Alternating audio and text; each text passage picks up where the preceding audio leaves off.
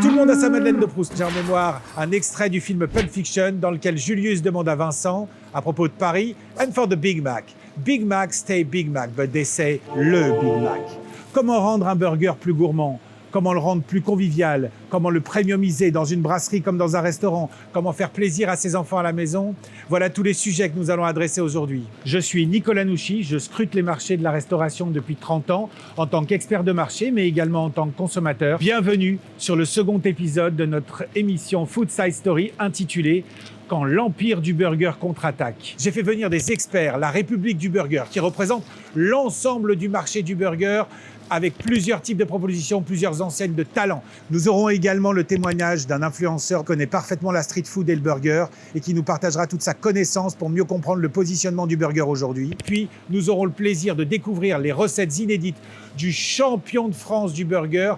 Pour vous situer, le championnat de France de burger, c'est un titre reconnu depuis de nombreuses années. On est entre le gagnant de l'Eurovision et le championnat de lancer de trompe. Enfin, n'oubliez pas de vous abonner pour rejoindre la chaîne YouTube de France Snacking officielle. L'empire du burger contre-attaque, ça commence maintenant.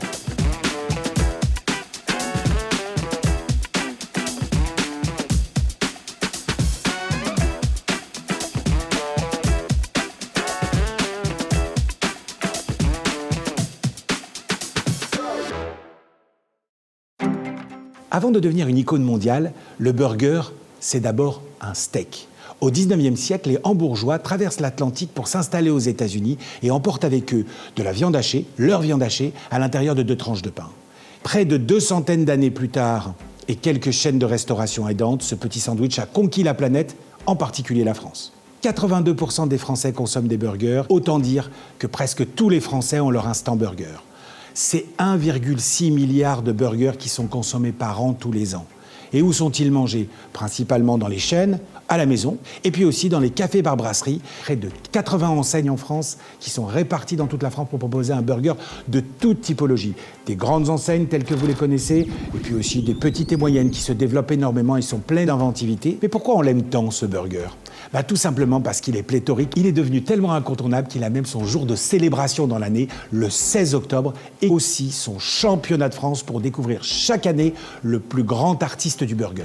Le burger souffre actuellement. Il souffre comme tous les thèmes de restauration. Il souffre de l'arbitrage du consommateur et des baisses de trafic.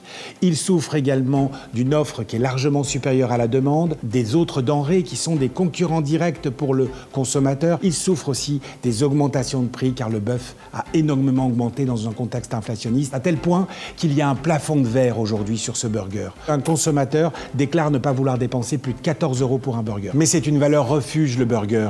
C'est le deuxième produit le plus consommé par les Français, juste derrière la pizza. Il doit continuer en permanence de se renouveler, de se réinventer, d'être repensé, d'être associé à des moments nostalgiques ou aussi d'être associé à des moments d'expérience pour le consommateur. Pour comprendre où il en est aujourd'hui et voir où il va demain, posons la question à de vrais experts.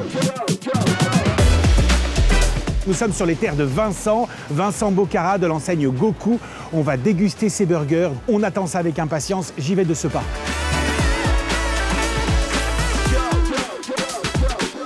On commence tout de suite avec nos experts qui nous offrent une opportunité géniale de nous partager leurs compétences, leur expertise, leur connaissance du marché.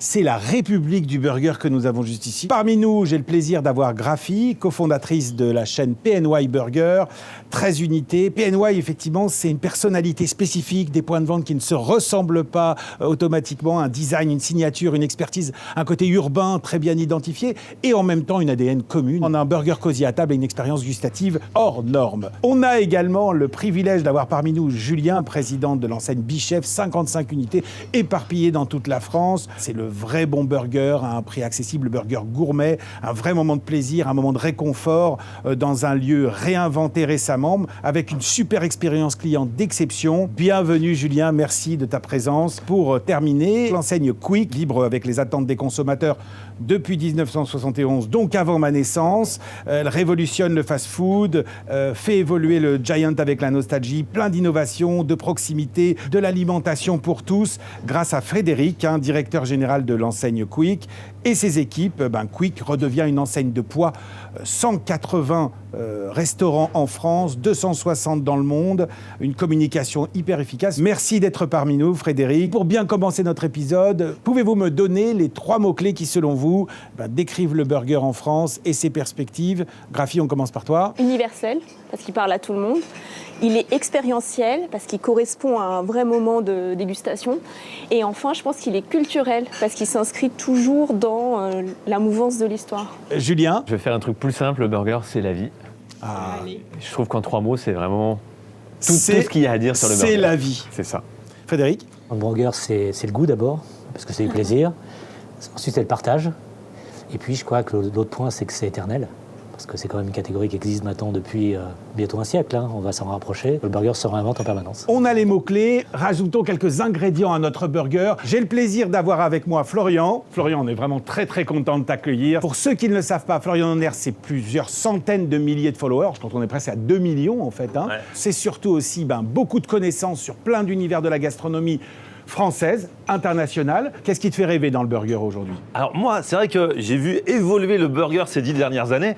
De base, j'ai des goûts très simples. Un bon cheeseburger, franchement, avec un bon cheddar, un bon steak. Franchement, je suis très content. Après, c'est vrai que ces dernières années, j'ai vu beaucoup de chefs qui ont fait de la cuisine carrément à l'intérieur de burgers, en faisant leur sauce maison, en utilisant leur viande du coin, leur fromage du coin. Et à chaque fois, je suis bluffé quand je les découvre. Donc, en fait, on peut faire beaucoup de choses dans un burger et c'est pas si facile que ça. Est-ce que tu as des bonnes adresses à nous communiquer, des trucs que tu as fait récemment, au-delà, bien entendu, de nos participants, bien sûr, mais... Déjà, je valide tous les participants. Ah, ça c'est bien, c'est validé. PNY, c'était mon premier burger préféré à l'époque quand j'ai commencé en 2016, où je commençais un peu à chercher les burgers. Franchement, valeur sûre. Après, moi, j'ai sillonné. J'étais encore chez le champion de France du burger en Bretagne cette année, qui nous a fait un bœuf Wellington dans son burger. Donc là, carrément, on est vraiment dans de la vraie cuisine. Toi qui mets souvent en avant des enseignes formidables et des points de vente indépendants aussi, les réseaux sociaux, c'est indispensable aujourd'hui pour le burger? Je pense que pour le burger, comme beaucoup d'autres plats et beaucoup d'autres domaines dans la restauration, je pense que c'est indispensable. Il ne faut pas se cantonner aux réseaux sociaux. C'est-à-dire que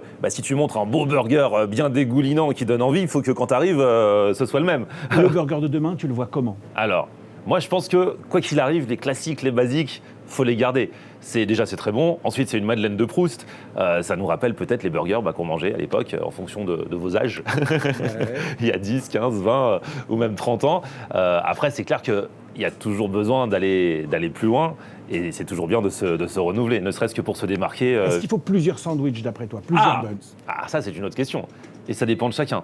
J'avoue que moi, je suis passé à un cap où je préfère manger 2 burgers qu'un burger frites. Donc toi, t'es plutôt team de burger. Team de burger. Après, tout dépend du burger, bien entendu. On a quelques marqueurs clés du burger grâce à toi, mais moi, j'ai besoin de ton feedback par rapport aux recettes et à la surprise que le chef Vincent est actuellement en train de nous préparer. Je t'emmène dans les cuisines et on va découvrir un petit peu tout ça. Allez, c'est parti. Allons-y.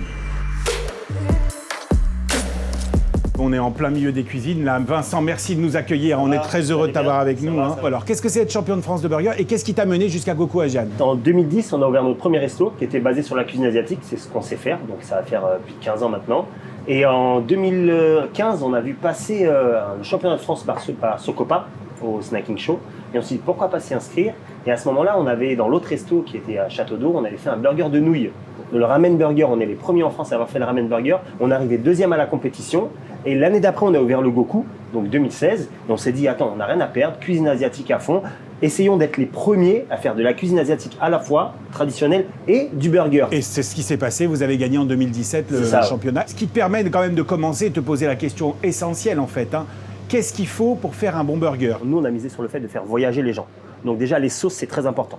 Avoir une très bonne viande. Nous, on utilise 20-25% de matière grasse. On fait notre propre bœuf avec notre boucher. On a élaboré notre recette.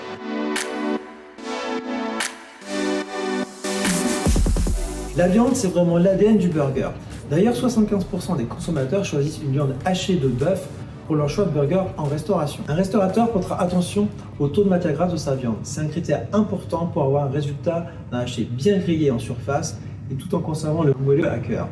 On choisira un steak haché rond pour une bonne occupation du bun avec plusieurs possibilités, soit 150-180 grammes pour une portion plus généreuse et un moelleux plus développé, ou alors un format plus classique, plus simple, 100 grammes, 125 grammes. Le smash, c'est la tendance du moment qui renouvelle l'expérience du burger. Une technique qui vient des US où l'on écrase fortement haché 20% de matière grasse sur une plancha très chaude. Pour un burger mass market, on choisira Un steak haché assez classique, avec un grammage en moyenne à 100 grammes et plutôt pressé. Par contre, pour un burger gourmet, on recherche de l'expérience. Et là, on s'orientera vers quelque chose de plus sophistiqué, un haché façon bouchère, assez généreux, 150-180 grammes, et associé plutôt à une race à viande ou à un label de qualité. Le burger serait à vendre sans limite, et le steak haché aussi. On a un bon pain de boulanger. Après, le pain industriel, c'est très bon aussi, bien travaillé. On utilise aussi ça de temps en temps pour des événements. Très bonne viande, très bon pain, bien travailler les sauces et essayer de rapprocher un peu, de faire de plus en plus de fait maison. Alors, le pickle, ça peut être fait maison, c'est très facile. Et on peut l'assaisonner à sa sauce, comme ça le cornichon n'a pas le même goût que chez tout le monde. Moi, je suis team anti-salade, donc pas de crudité à part les cornichons. Un bon fromage, un mélange de fromage. Tu vois, dans certains de nos burgers, on fait à la fois une tostinette et un cheddar maturé. Pour que ça fonde. Tu vois, pour que ça fonde, que ce soit un peu crémeux. Et moi, je suis team burger à l'envers. Donc, je mange le burger le chapeau en bas. Et tu n'as pas le même goût quand tu manges un burger le chapeau en bas. Donc moi, j'ai monté le burger chapeau en bas. C'est quoi les 2 recettes que tu vas nous préparer? Alors déjà, je vais partir sur le burger avec lequel j'ai gagné champion de France en 2016, le fameux Black OG. OG pour Original Gangster. C'est un burger d'inspiration japonaise qui est noir avec le pain noir de chez Itopi, noir pour le costume des Yakuza. Je te parle du storytelling. Et toutes les couleurs qu'il y a à l'intérieur, ce sont les tatouages des Yakuza. C'est une inspiration de Takashi Kitano qui a un film qui s'appelle Aniki mon frère. Donc la fusion entre le burger américain et l'histoire japonaise à l'intérieur. Donc on a fait le Black OG, Original Gangster. Ça, c'est la première recette. Tu as une deuxième surprise, si j'ai La bien deuxième compris. surprise, là on a lancé un burger spécial pour la comédie musicale de la haine qui est sortie il y a quelques mois. Donc noir, le pain noir, blanc, noir et blanc comme le film de la haine de Kassovitch. Et il y a une fameuse scène où ils sont sur un toit. Alors, moi, je me souviens de la scène des merguez quand ils disent un mot très gentil pour le maire. Pour le maire, quand il ouais, doit ils passer. disent bonjour au maire. Bonjour, Eh ben, salut le maire, salut je le t'adore. maire. Et donc on a fait un burger inspiration merguez, donc 60% merguez. Donc le steak fait 180 grammes, 60% merguez, 40% notre bœuf. Avec harissa mayonnaise parce que ça représente vraiment le sandwich du quartier. Mais il y a quand même une alchimie que tu es allé chercher, un mélange des viandes, un mélange des fromages. Comment tu réfléchis à tout ça? Qu'est-ce qui t'inspire? En fait, pour rigoler, ma femme elle se moque de moi à chaque fois, c'est que j'arrive à trouver des saveurs qui vont pas ensemble rien qu'en les imaginant. Tu vois, je me suis inspiré des burgers anglo-saxons avec la jam, la confiture, et je l'ai retravaillé avec du piment coréen. Donc tu as une confiture piquante pour le burger coréen. Tu as du samjang, c'est une sorte de pâte d'épices, moi j'ai dit au miso, les gens, même si c'est pas du miso, fermenté, que tu manges avec de la viande grillée. Donc j'ai retravaillé une mayonnaise au samjang. Donc tu as des goûts un peu en bouche. J'essaye de mélanger les saveurs pour que ça fasse voyager et que ça rappelle quelque chose. Florian, on peut pas dire mieux que ça, faire voyager.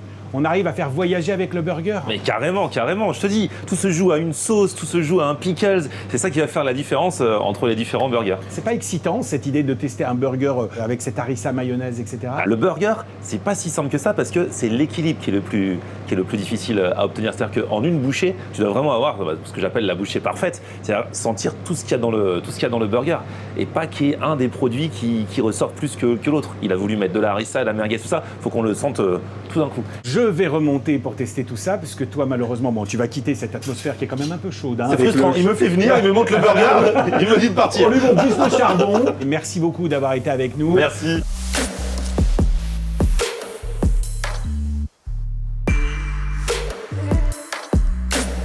On a un certain nombre de questions à vous poser pour mieux comprendre un peu le potentiel du burger et ses perspectives.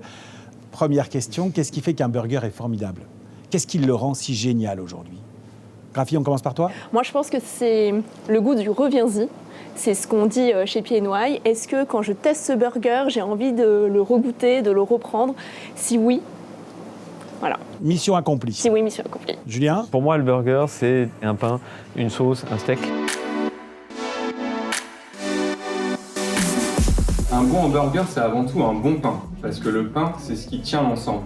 On veut un pain moelleux, mais également résistant, pour bien tenir les ingrédients, mais également la sauce. Nous, on travaille sur ces éléments. Un pain moelleux, avec une mie aérée et texturée, pour bien absorber la sauce sans se déliter. Les erreurs principalement les plus commises, ça va être des pains trop frais avec une mie qui se déchire ou au contraire trop sec avec une mie cassante. Des pains mal toastés ou encore un diamètre mal équilibré par rapport à la taille du steak ou de la garniture. Je vous conseille de conserver vos pains à température ambiante et de venir les toaster côté mie sur une snackeuse avec un peu de beurre clarifié pour un peu plus de gourmandise ou simplement une huile neutre. Les tendances du moment, on va être plutôt sur du buns brioché, des pains burgers sans graines, lisses, ou au contraire des buns avec des graines et des farines un peu plus typées, authentiques. Et bien sûr, un bon burger, c'est avant tout des ingrédients frais, un pain bien sélectionné, parce que c'est le pain qui va sublimer votre hamburger. Un pain, une sauce, un steak, c'est la bonne combinaison de ces trois éléments-là qui fait le bon burger. Le bon pain, bien jaugé, pas trop, qui prend pas trop le dessus sur le reste. Le steak, ni trop petit, ni trop gros. Alors ensuite, la cuisson, ça dépend des gens, ça dépend des enseignes. Et puis la sauce qui est très souvent la signature du burger pour beaucoup d'enseignes. On peut toujours penser au Big Mac avec sa sauce qui est un intemporel que tout le monde connaît. Ou au Giant. Bien sûr. Mais t'allais le dire, ça. Frédéric? Je pense qu'il y a un équilibre à trouver. Et l'autre aspect qui semble plus important émotionnellement, c'est qu'il y a un côté nostalgique en sens qu'on avait associé le plaisir d'un burger à un moment qu'on a vécu. Ça va être son premier burger quand on était enfant ou bien avec ses copains. Et donc en fait, il y a ce côté familier, rassurant, et qu'on va retrouver. C'est pour ça que certains burgers existent depuis des dizaines d'années. Julien, quand on est une enseigne un peu plus jeune, on arrive quand même à créer des marqueurs. Et comment est-ce qu'on les crée? Nous, on va évidemment pas vraiment pouvoir jouer sur la nostalgie parce qu'on n'a pas 40 ans d'existence.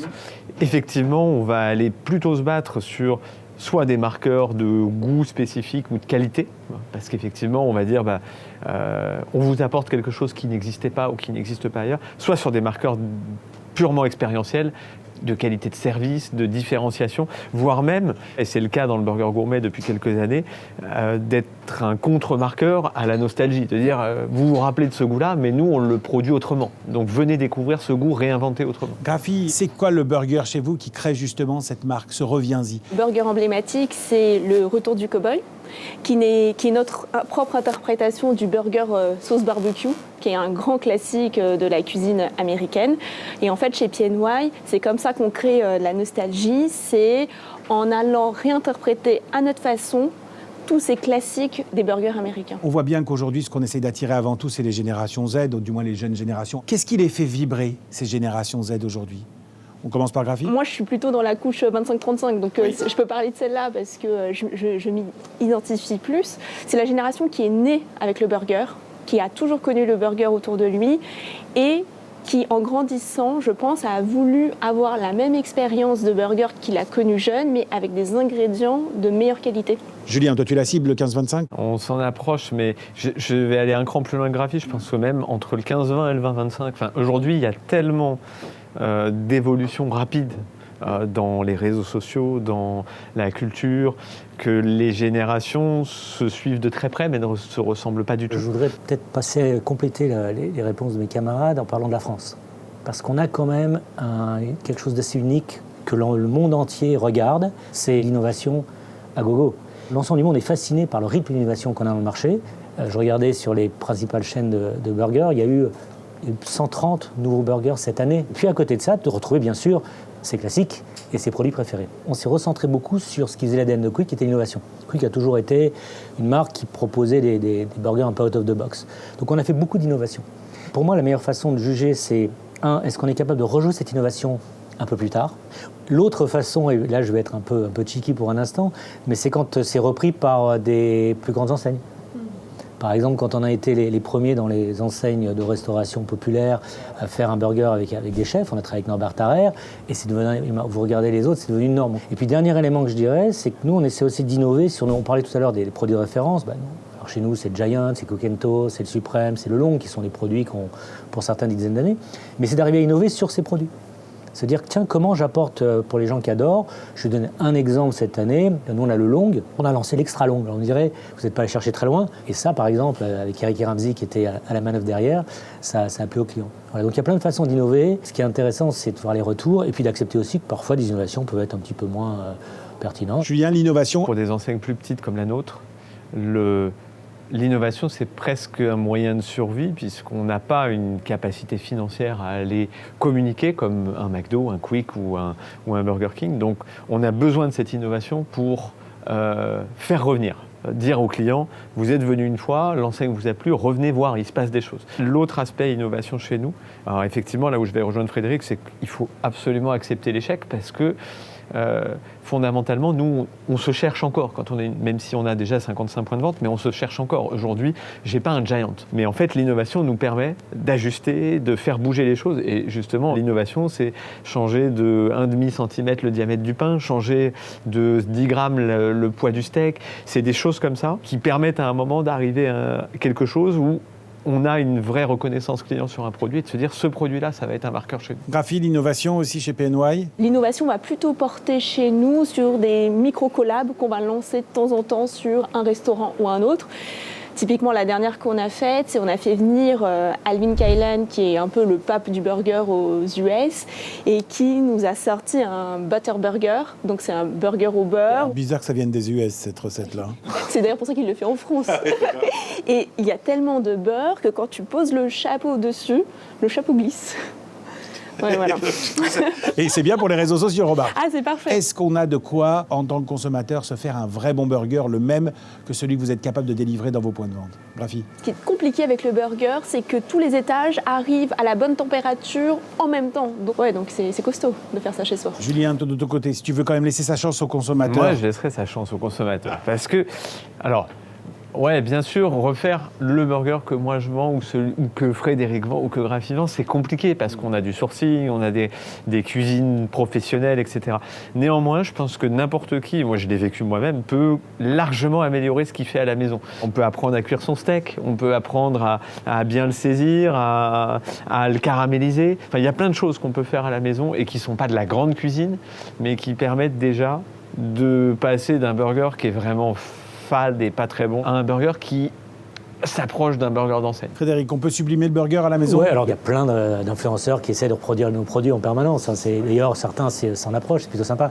Moi, je vais être beaucoup plus simple. Moi, je fais des burgers à la maison avec mes garçons et on s'éclate tout simplement. L'idée, c'est de se faire plaisir et à la fin d'avoir un burger qui crée un moment sympa. C'est aussi simple que ça. Se faire plaisir, c'est un bon moyen de communiquer. Qu'est-ce que vous essayez de mettre en avant et sous quelle forme? Si on commence par Frédéric. Nous, c'est le goût. Hein. Je vais faire un peu, je vais revenir quand même. Bien sûr. Ça fait quand même quelques années qu'on y travaille. Vous l'avez un peu non, en martelé. fait, le savoir-faire de Quick, et ce qui fait que les gens apprécient nos produits, c'est vraiment autour de la sauce.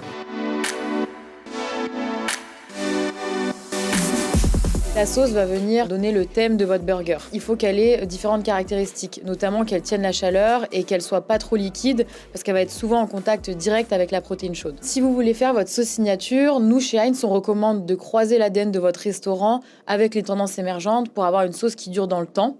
N'oubliez pas que cette sauce, il faut qu'elle puisse se décliner sur tout votre menu et pas uniquement dans votre burger. Et donc pour ça, nous, on recommande d'utiliser en général la mayonnaise comme base qui est la plus neutre. Les différentes tendances qu'on voit en ce moment, c'est l'adaptation de la street food à la française avec des sauces comme la béarnaise remise au goût du jour, des sauces qui sont plus saturées en goût comme le fumé ou le très épicé, et enfin toute la culture africaine qui est de plus en plus présente dans les tendances culinaires. Nous, par exemple, on a développé le ketchup bissap il y a 3 ans avec Beaumaillé. On a des produits qui sont plus marqués dans les goûts, des goûts plus prononcés, donc qui vont plaire à certains, peut-être d'autres à moins, quand des concurrents vont travailler plutôt sur le profil de la cuisson de la viande ou bien sur un goût peut-être un peu plus sucré. Quand on a un Soprano qui parle d'un burger, il l'a testé, lui aussi participe à tout ça. Alors Soprano, Tony Parker, ils ont bien sûr goûté et validé. Quand il s'appelle Tony Parker Burger ou le Soprano Burger, tu as un peu de sa personnalité quand même qui vient dans le burger. Donc il ne faut pas que ce soit un truc complètement éloigné. Donc oui, il les goûte. Il les goûte en s'appuyant sur des gens qui savent développer des burgers quand même. Chez Bichef, Julien, c'est quoi la communication? Nous, on va communiquer sur 2 éléments. Le premier, c'est ce qui va nous différencier d'une enseigne américaine tradie. Le premier, c'est la qualité. Donc quand je dis la qualité, c'est un mot qui est très large et galvaudé, qualité, mais l'origine du produit, l'origine France ou charolaise, nous pour la viande, le pain qui est boulanger, des choses comme ça, et la convivialité. Étonnamment, on ne parle pas tant du produit que ça, mais on parle beaucoup du moment que les gens passent chez nous. On joue beaucoup cette carte-là. Graphie? Là où on met tous nos efforts, ça va plutôt être sur l'expérience sur place. Parce que chez PNY, comme disait Julien, on est en restauration traditionnelle, donc on est servi à table. Et ce service-là, ça demande un extra investissement. Le soir, on va tamiser les lumières, mettre des bougies sur les tables. On est vraiment dans essayer de élever l'expérience du burger, mais sur place. Dernière question, si vous aviez un ingrédient à me donner et en me disant il faut quand même respecter un minimum de technicité là-dessus, Graphie, t'en as rien? J'en ai 1000, mais s'il faut choisir... Choisis ton ingrédient. S'il faut choisir, je dirais la viande. Là-dessus, on fait un travail titanesque parce que non seulement il est bien sourcé, mais en plus, on va hacher minute, on va cuire la viande, et elle est maturée, on va la cuire à la flamme. Moi, c'est la viande aussi, ouais. Je pense que même si le pain et la sauce ont forcément des notions de technicité très élevées, mais la viande, c'est la base et c'est aussi ce qui va différencier les enseignes. Et au-delà de l'aspect cuisson, parce que oui, il y a plein de techniques de cuisson pour la viande ou d'assaisonnement, je dirais l'approvisionnement, parce qu'aujourd'hui, ça a beaucoup disparu, cette notion d'origine, d'approvisionnement, et là, ça revient. Et puis au-delà de ça, il y a la disponibilité de la matière et sa technicité. Je parle du gras, par exemple. Aujourd'hui, avoir une dispo, ce qui est le cas, nous, ce qu'on travaille, en viande charolaise, avec un taux de matière grasse qui oscille entre 19 et 21%, pas plus, et sur 2 coopératives seulement, c'est compliqué. Et ça demande une vraie technicité d'approvisionnement, de gestion de contrat et de partenariat pour avoir toujours le même produit à la fin. Moi, je dirais la sauce. Pourquoi ? Parce que ce que je dis tout à l'heure, c'est que ce qui fait mon burger, c'est l'équilibre. Et la sauce, ça va être vraiment le lien entre tout ça. Et elle va permettre de sublimer la viande, le pain, le fromage, les autres ingrédients. Et on voit très bien qu'une sauce, soit elle joue ce rôle d'équilibre et elle sublime le burger, soit au contraire, elle peut déséquilibrer également. Cette technicité, on va la retrouver au travers de la dégustation. On va vous faire déguster quand même un produit d'exception, hein, mais un produit d'exception qui a une histoire à raconter. Je vais vous faire découvrir tout ça. On a le plaisir donc d'avoir Vincent avec nous, hein, qui nous fait découvrir son burger. Voilà, le OG et le Black Gaze.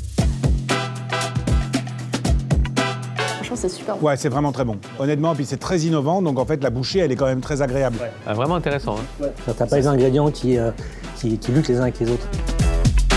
On vous fait réagir, mais rapidement, sur quelques boards, sur quelques visuels qu'on a pu construire par l'intermédiaire de notre ami de designer qui s'appelle ChatGPT. Je vous montre le premier. On l'appelle le smash infernal. Vous voyez les taches de gras qu'il y a sur la photo ? C'est moi qui viens de les faire. Au bout d'un moment, le smash, il n'a pas de limite. Est-ce que vous trouvez que ça a du sens à un moment donné d'avoir 8, 9, 10 steaks ? Je pense qu'il faut respecter pour le burger quand même un ratio pain-viande. Là, je ne sais pas comment tu le manges. C'est compliqué. Je continue avec ma nouvelle image, la box burger. C'est le rapport qualité-prix, il faut trouver l'équilibre. Après, est-ce que la quantité, tu l'as ? Le prix, probablement. La vraie question, c'est est-ce que tu as la qualité derrière ? Donc après, chacun, il trouvera sa réponse. Quelle enseigne se rentabilise réellement en vendant des box qui sont de moins en moins chères, avec de plus en plus de contenu, même si la qualité est basse, il y a un moment où le truc est pas tenable. Le burger végétal, ça celui-là aussi, il est de moi, il n'est pas de ChatGPT. Ce burger végétal, il a du sens, il est indispensable aujourd'hui dans vos enseignes. Je crois qu'en fait, le burger végétal va devoir suivre la même courbe d'apprentissage que le burger historique ou standard. C'est-à-dire qu'à la fin, il va falloir répondre au fait que ce soit pas seulement conceptuellement végétal, il faut que ce soit bon. Il faut que le rapport qualité-prix soit là et que les clients aient envie d'y revenir. On termine avec une dernière séquence, et pas des moindres, parce qu'aujourd'hui, on voit bien quel niveau d'importance représente l'opinion des consommateurs. On a parmi nous la Review Box. C'est une review qui a pleine de moyens, qui a été organisée avec des bijoux qu'on a volés au Louvre. Et donc, du coup, sur cette review, on retrouve des vrais commentaires. On a un partenaire qui s'appelle Vassano, qui nous donne tous les commentaires, positifs et négatifs, avec des sentiments identifiés sur le burger. Et ceux-là ne sont pas forcément les plus positifs. Voilà, on mélange. Vas-y Vincent, commence. Ouais, tellement gras qu'il aurait pu alimenter ma voiture. Qu'est-ce que tu en penses de ça ? Moi, avec mon 20% de matière grasse, je dirais ouais. Mais vu que la viande est bien travaillée, je dirais que du moment que tu t'es léché les doigts après... Excellent. Donc toi, tu l'as trouvé une super réponse déjà qu'il faudrait donner dans l'absolu. Le gras, c'est la vie. Le gras, c'est la vie. Comme le burger, c'est la vie aussi. Je ne sais pas si c'était un burger ou un puzzle, mais il manquait des pièces. Qu'est-ce que tu en penses ? Déjà, je souligne le trait d'humour. Hein. J'imagine que c'est un burger en livraison. Ah. Et c'est vrai que là-dessus, on n'a pas énormément de maîtrise. C'est-à-dire que de chez nous, ça peut partir nickel, dans sa boîte, tout bien, etc. Et puis après... Le burger était si sec que j'ai cru croquer dans un dictionnaire. Donc c'est pas mal, c'est l'opposé du burger trop gras cette fois. Le burger, ça doit être juteux, ça doit être gras d'une manière ou d'une autre. Il doit y avoir de la sauce qui habille tout ça. Là, c'est un sujet pour le restaurateur qui doit être pris à bras-le-corps parce que c'est un vrai problème et tout le monde le lui reprochera. Dernière. La viande était si fine que j'ai cru croquer dans un ticket de métro. Il y a un peu d'humour, et tout. Alors, est-ce qu'il a commandé par erreur un smash burger et il pensait avoir un burger classique, peut-être ? Non, mais sinon, tout simplement, on lui proposerait avec un grand sourire de lui refaire immédiatement son burger à sa convenance. Parce qu'il faut quand même qu'il y ait de la substance dans un burger. Il y en a aussi des hyper positifs. Je vous en lis 2-3 pour que vous ayez quand même une idée de dire que le burger, c'est quand même un élément ultra positif et ça apporte beaucoup aux consommateurs et que vous ne faites pas ce métier pour rien. Le fromage fondait comme mon cœur à la première bouchée. Burger parfait, il dégouline, il croustille, il réconcilie les peuples. Si on arrivait à réconcilier tous les peuples avec un burger, ça serait une merveilleuse opportunité.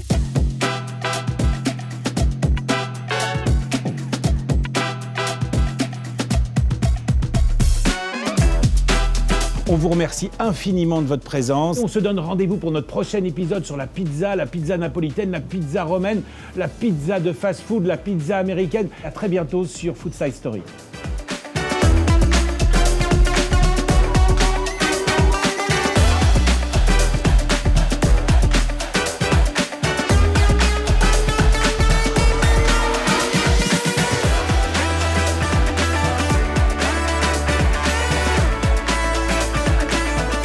Vous connaissez La Haine, le film? Oui, on connaît. Ça se fait avec le burger, le merguez, la merguez?